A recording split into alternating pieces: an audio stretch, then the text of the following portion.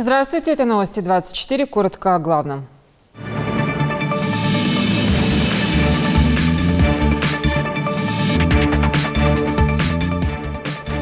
Ингушетия завоевала гран-при агропромышленного форума «Золотая осень». Кстати, уже второй год подряд. В центре Магаса полным ходом идет строительство инновационного парка отдыха.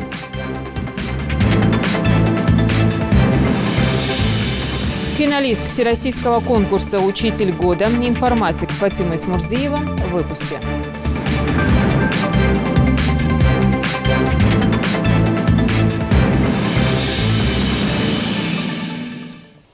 Российская агропромышленная выставка «Золотая осень-2019» завершила свою работу. Гран-при агрофорума уже второй год подряд присуждают Ингушетии. Напомню, что в этом году регион представили более 30 агропредприятий республики, которые производят мед, овощи, фрукты, мясомолочную продукцию, колбасные изделия, минеральную воду и многое другое. Впервые 4 производителя меда из Ингушетии завоевали золотые медали. Награду увозят с собой Ассоциация пчеловодов республики, Губнектар и 2 крестьянско-фермерских хозяйства – Аль-Буруш и Чесыгов. С каждым годом вот эта ярмарка становится более насыщенной, и очень рад тем успехам, которые демонстрируют аграрии нашей республики. Я вижу тут много ассортимента продукции. Естественно, мы находимся в тесном контакте с Министерством сельского хозяйства, и, соответственно, здесь, находясь в Москве, в том числе и другие коллеги, которые представляют нашу республику в Государственной Думе и Совете Федерации, мы будем оказывать всяческое содействие для того, чтобы реализовать те проекты, которые имеются в потенциале у Министерства сельского хозяйства. Здесь мы окажем всяческое содействие, и то, что от нас зависит, мы сделаем. Также в рамках агрофорума состоялась встреча руководства Минсельхоза Ингушетии с представителями учреждений подведомственных Министерству сельского хозяйства России. Обсудили приоритетные направления развития этой отрасли в Ингушетии. Мы принимали участие во всех форумах, семинарах, которые проходили на этой выставке. Мы пообщались с начальниками, с руководствами департаментов Министерства сельского хозяйства. Нам обещали поддержку по линии растениеводства, развития сел, мероприятия по обустройству социальной и инженерной инфраструктуры сельских поселений, по малым формам хозяйствования. В принципе, я могу сказать, что выставка прошла успешно. Мы представили очень много продукции. Люди заинтересованы, смотрят, интересуются производителями нашими, качеством продукции. Были довольны. Мы обсуждали прежде всего вопросы выполнения индикаторов приоритетного национального проекта развития экспорта продукции АПК. Республика заявила очень амбициозные планы. И задача Министерства сельского хозяйства Российской Федерации – оказать всемирное содействие достижению тех высоких показателей, которые ставит перед собой АПК Республики Ингушетия. Мы сегодня обсуждали приоритетные направления развития отрасли растениеводства. Мы говорили о том, что в республике более интенсивно должно развиваться садоводство и виноградарство. Есть резервы в увеличении объемов производства зерна, масличных культур. И, конечно, мы не могли не затронуть тему повторяющихся периодически чрезвычайных ситуаций на территории республики. Поэтому мы услышали вопросы, которые есть к страховым компаниям и вообще по организации процесса страхования сельскохозяйственных культур. Мы окажем республике полное содействие. Современные технологии плюс национальный колорит. В центре Магаса полным ходом идет строительство инновационного парка отдыха. Автор проекта Хади Гуйгова. Ее детище было одобрено на всероссийском конкурсе «Малые города и исторические поселения» в номинации «Малый город» с численностью населения 10 тысяч человек. Все подробности у Мусы Измайлова.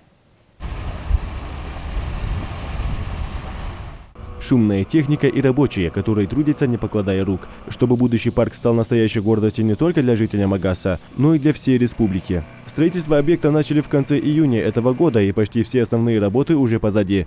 Но несмотря на соблюдение графика реализации проекта, по просьбе администрации города Магас, с сентября этого года была выделена еще дополнительная техника и привлечено больше рабочих.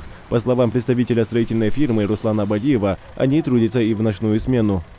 Все подземные работы у нас уже выполнены. С электрикой у нас выполнены на траншере, на светильнике. С канализацией у нас бытовой канализации и сливневкой у нас весь процесс уже закончен на всей территории. Там у нас работников где-то 60-70 человек у нас, и брусчатчики, и бордюрщики, которые устанавливают бордюрный камень и укладывают брусчатку, где-то под 60 человек. А единиц техники у нас где-то 20 единиц техники, там 5 малых погрузчиков, 2 экскаватора и 10 КАМАЗов. Здесь будут искусственные водоемы, на этой площадке здесь 4 водоема, общие на 7 гектаров, здесь 12 искусственных водоемов. Они будут вблизи 4 угла, окраин от Зязикова проспекта будут по 4 водоема и в том месте и здесь. Искусственные пруды, электросберегающее освещение и круглосуточное онлайн-видеонаблюдение. Проект под названием «Шелковый путь» продуман до мелочей. Даже укладке брусчатки отведено большое внимание. Узоры на тротуаре будут национального стиля. Этот сквер будет уникальным и по дизайну, и по масштабу строительства. Уже сейчас, еще на стадии возведения, можно разглядеть постепенно появляющиеся контуры древнего ингушского орнамента, которые являются своего рода летописью истории и культуры нашего народа. А при благоустройстве парка будут использованы современные технологии. Говоря о современных технологиях, парк будет иметь необычные элементы.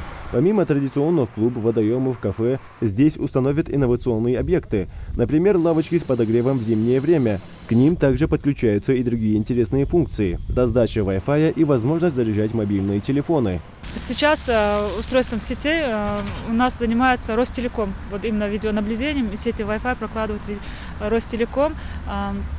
Остальные работы по благоустройству ведутся подрядной организацией «Прогресс». У нас здесь будет озеленение, будут искусственные водоемы, покрытия пешеходные. Также здесь будут малые формы, урны, скамейки современные. Здесь могут отдохнуть не только взрослые, но и дети. Кстати, для них отведена отдельная площадка для развлекательных игр. Парк станет очередным достоянием города для всех туристов мира. Поэтому автор задумки Хадижа Гойгова основательно подошла к проекту. Успешно защитила его на конкурсе «Малые города и исторические поселения» в номинации «Малый город» с численностью 10 тысяч человек. Как победителю конкурса нам выделен грант в размере 30 миллионов рублей. Общая стоимость этого проекта благоустройства 85 миллионов. Остальные деньги являются внебюджетными и муниципальными деньгами.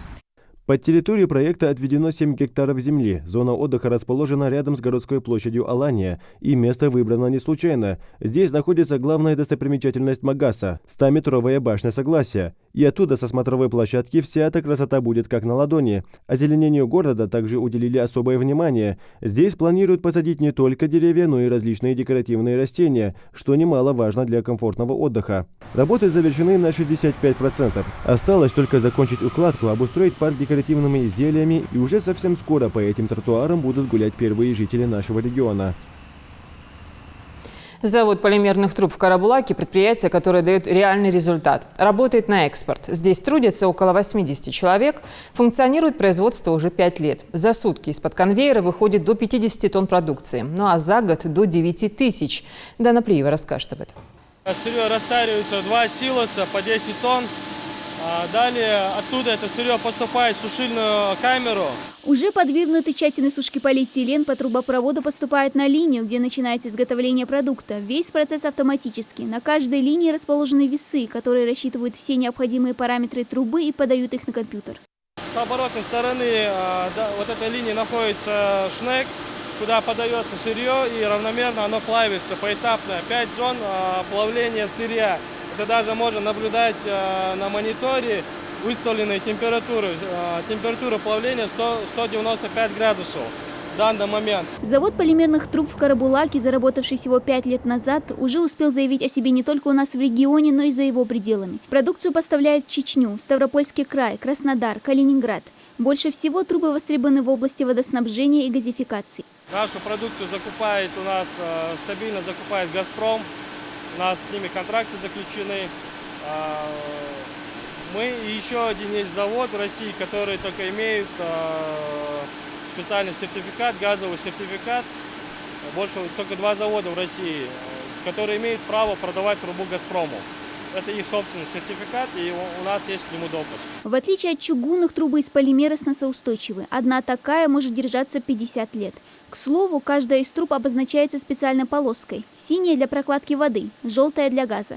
Это на тот случай, если рабочие наткнутся на нее при ремонтных или строительных работах и могли без долгих раздумий понять, что же в ней транспортируется. Всего на заводе работает 5 линий. Они производят трубы самого разного диаметра, начиная от 20 и заканчивая до 630. За сутки завод производит от 50 тонн продукции, а за год от 8 до 9 тысяч тонн. Пройдя несколько этапов производства, трубы постепенно охлаждаются, после чего следует процесс маркировки. За ним тщательно следит старший наладчик Алихан Плиев. Работает здесь уже 4 года. По его словам, и главная задача – сделать товар качественно и своевременно.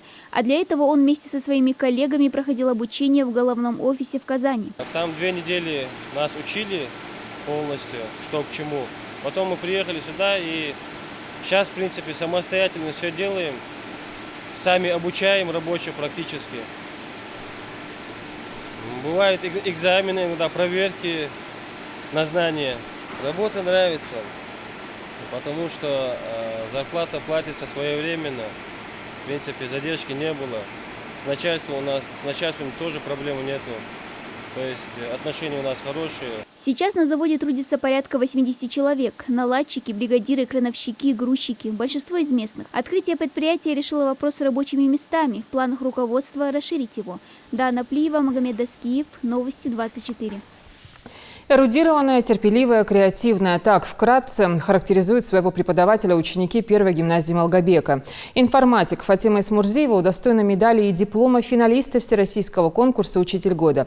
В нем, напомню, принимали участие педагоги из 85 субъектов страны. О своих впечатлениях она рассказала Тамаре Хашагульговой. Сегодня мы с вами будем решать задачи на кодирование текстовой информации. Для начала вспомним, что такое кодирование. Уроки информатики с настоящим профессионалом для этих ребят – дело привычное. Фатима Исмурзиева преподает этот предмет вот уже 16 лет. В этой скромной женщине сразу и не распознаешь лучшего учителя республики и участника всероссийского этапа «Учитель года». Результат усилий педагога – медаль и диплом финалиста всероссийского этапа «Учитель года России-2019» за высокий профессионализм и педагогическое мастерство. Принятие решения, наверное, было самым сложным этапом для меня. Потому что я не отношусь к людям азартным, которые любят постоянно испытывать свои возможности, преодолевать трудности. Но профессиональный статус учителя, статус современного учителя таков, что заставляет делать многое, в том числе и участие в конкурсах. И не для того, чтобы стать знаменитым, а для того, чтобы, скажем так, достойно выглядеть в глазах учеников и коллег. Традиционный конкурс учителей ежегодно собирает лучших педагогов со всей страны. В этом году на всероссийском этапе встретились участники из 85 регионов. Урок, классный час, мастер-класс, образовательный проект и разговор с министром. Финалистам предстояло выполнить 5 конкурсных заданий. Педагог из Ингушетии выполнила из них 2 первых. Ей предстояло продемонстрировать свои профессиональные компетенции. Мне довелось принять участие в 2 конкурсах. Это урок и внеурочное мероприятие. Урок у меня проходил в 7 классе по теме «Всемирная паутина», где я учила ребят правильно находить информацию, правильно осуществлять поиск информации в сети интернет. Внеурочное мероприятие, тема была моя волонтерство. Так как эта тема мне близка, я сама являюсь волонтером. Детям было предложено нарисовать свое видение доброты и потом уже рассказать, почему именно так они себе представляют добро на рисунке. Учитель не просто работа, которая приносит доход. Это настоящее призвание для нее. Хотя в начале своего пути она и не думала, что будет преподавать информатику. Мечтала стать математиком. Но судьба распорядилась иначе, о чем она не жалеет. Любит свое дело и своих учеников, которые отвечают ей тем же. Они держали кулачки за родного педагога во время всех испытаний. Фатима Магомедовна прекрасный преподаватель.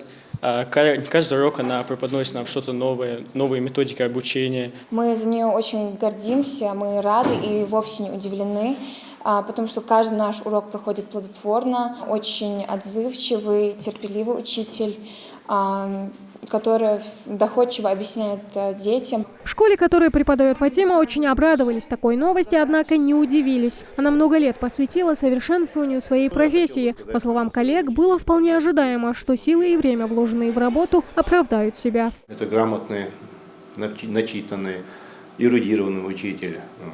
В ней оптимальное сочетание опыта и молодости. Креативная, амбициозная, в хорошем смысле этого слова.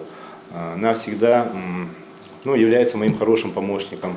Любые проекты, которые мы претворяем в жизнь в этой гимназии, любые начинания наши, она всегда меня поддерживает, я не нахожу хорошего товарища. Целое море эмоций и впечатлений, полученных на соревнованиях, мотивирует Фатиму подходить к процессу преподавания с еще большим азартом. Учитывая свой накопленный во время участия в соревнованиях опыт, она намерена вновь попробовать свои силы, но уже через 3 года. По правилам конкурса стать участником вновь можно только через такой промежуток времени. Тамара Хашагульгова, Магомед Белакиев, Новости 24.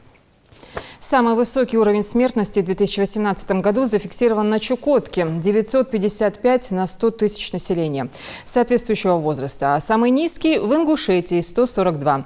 Немаловажную роль в продолжительности жизни населения Ингушетии играет здоровое питание экологически чистыми продуктами, использование для питья только грунтовых вод, отсутствие крупных промышленных объектов и высокая заинтересованность молодежи спортом.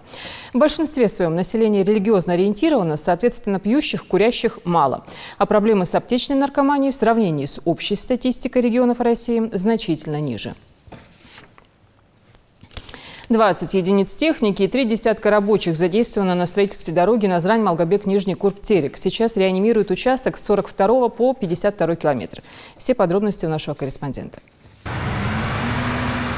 Ремонт дороги Назрань-Малгобек-Нижний Курб-Терек, начатый еще летом, идет полным ходом. Дорожники торопятся успеть закончить все работы до начала холодов. Этот участок трассы протяженностью 9 километров имеет региональное значение. С 42 по 52 километр дорожное полотно сильно обветшало и давно нуждалось в обновлении. Устав латать ямы и трещины, Ингушавтодор взялся за масштабную реконструкцию дороги. Рабочие сначала полностью снимают слой старого асфальта, а сейчас они заняты укладкой в этом месте земельного полотна. Это называется устройство дорожной одежды. Мы профилируем, выравниваем, следом пойдут катки, вон они идут, вон следом катки стоят.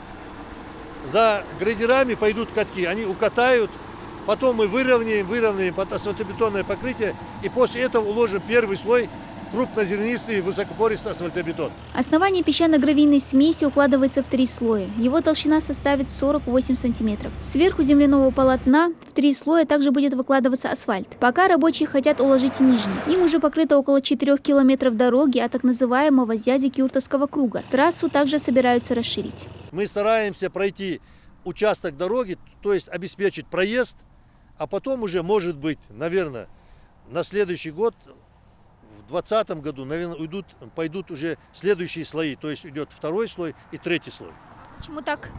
Ну, мы предусмотрели, лучше же нам сперва пройти, потому что дорога разбита сама. Она уже выработала свой ресурс, большая ямочность здесь и так далее, здесь масса нареканий. Вот все-таки пройдем первый слой, это намного лучше, так предусмотрено. В целях обеспечения безопасности дорожного движения спилили деревья вблизи дороги. Долгожданному ремонту трассы рады и водители. Расул Бельтоев за рулем уже 40 лет. Сам был свидетелем нескольких ДТП на этом участке. Какой была дорога до ремонта? Ой, разбитая была. Не ездить, не проехать долго. Дальше видно же, да, какая она. Яма на яме, чуть-чуть подлатали, все равно латки уходят. Сейчас вон... Гянеш даёшь лет, авариш хлор гянеш бандуш. Вроде бы нормально сейчас. Что есть бог бьяр бежлат, что дик некбер, он что хоз некбер, он дук авариш хамаш хлор, ينك مو хлор, да халес машин аж дук авариш хлор. Я он делал раз хал ешь бежбах, что ешь бейт что. В дорожных работах задействовано 20 единиц тяжелой техники, около 30 человек, инженеры, рабочие, мастера. Все специалисты своего дела, за плечами у которых большой опыт. К примеру, Аслан Аздоев, мастер участка, работает уже 20 лет. Делится, новое дорожное полотно сделают быстро и качественно. Главное, чтобы сами водители были поосторожнее за рулем машины.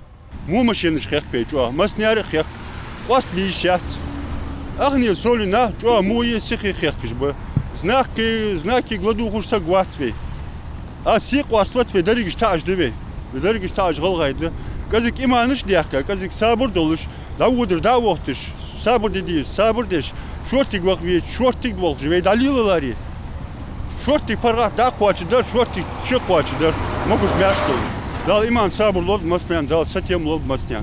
Впереди рабочим предстоит еще уложить первый слой асфальта на оставшихся 5 километрах дороги. А после установить дорожные знаки, барьерные ограждения, провести разметки и освещение. Впрочем, все зависит от погоды. Однако уже сейчас все работы идут с опережением графика. Если изначально завершить реконструкцию трассы планировалось до декабря 2021 года, то теперь можно смело говорить об окончании ремонта в грядущем 2020.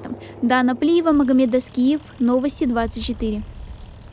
Поощрение за активную деятельность. Юноармейцы после напряженных будней отправились в конно-спортивную школу в Карабулаке. Здесь больше 30 прекрасных особей, все они содержатся в хороших условиях и готовы к встрече с посетителями. Отдых на свежем воздухе и общение с природой в репортаже Идриса Ижеева. Прокатиться верхом, как заправский всадник, мечта каждого школьника, будь то мальчик или девочка. Ведь конь – главный спутник и помощник настоящего горца. Хава Ахриева – член военно-патриотического движения юноармейцев. В конно-спортивной школе впервые. Однако по ровной осанке и уверенной езде на коне сразу становится ясно – Хава не новичок.